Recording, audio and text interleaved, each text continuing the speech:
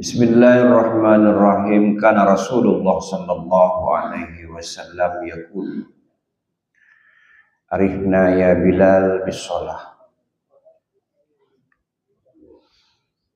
Jadi ketika terjadi komunikasi antara Allah dan Nabi Muhammad sallallahu alaihi wasallam,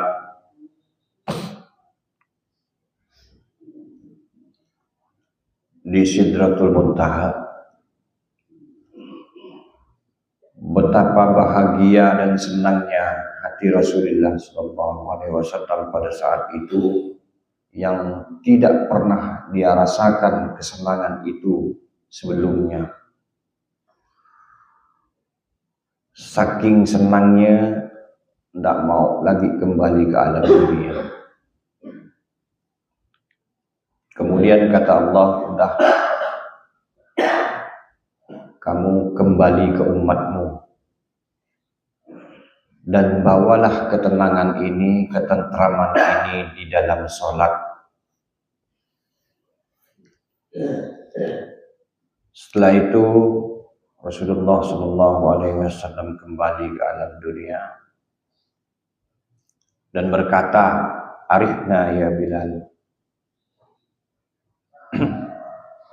senangkanlah kami dengan sholat," kata Rasulullah kepada Bilal.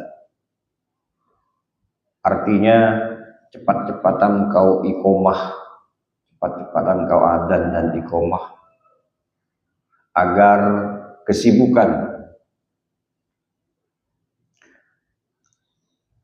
kesibukan kami ini menjadi satu ketenangan.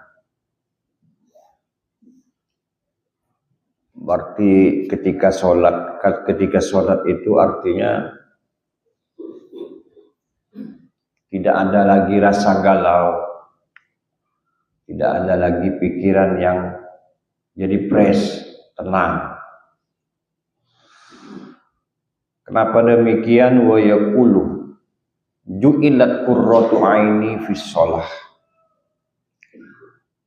Antengi hatiku, kata Rasulullah, itu ju'ilat fis shalah, itu ada di dalam sholat.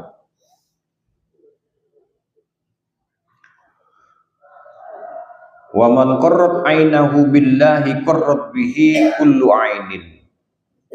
Wa man lam takirra ainuhu billah taqatta'at nafsuhu ala dunya hasarat. Ketika tidak ada ketenangan di dalam sholat, tidak merasa tenang dalam arti merasa ada ikatan terus, beban dengan sholat. Taqatta'at nafsahu ala dunya hasarat, maka kesusahan yang dihadapan.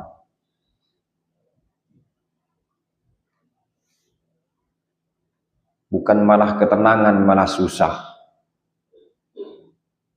Yang seharusnya sholat itu lidzikri, untuk melihat, untuk mengingat Allah Subhanahu wa ta'ala, dan zikir itu adalah tatmainnul qulub, untuk menenangkan hati. Tapi sebaliknya yang kita dapat karena itu tadi, karena tidak merasa tenang.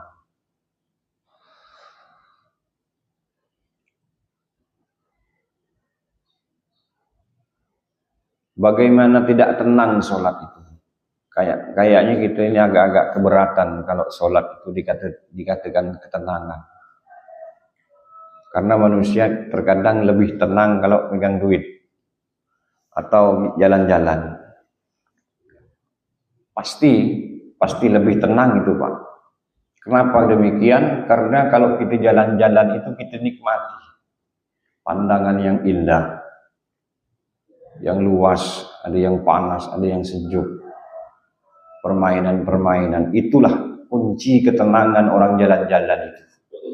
Bukan karena apa, pergi ke pantai pemandangan jadi luas, melihat pohon-pohon yang hijau menjadi tenang, karena udah kelamaan mandang yang panas gersang. Disitulah ketenangan. Jadi sholat itu tidak ada ketenangan, itu karena sholat itu tidak dirasakan. semua kalimat, semua gerakan tidak dirasakan. Padahal kenapa sholat itu harus tenang dan mesti tenang?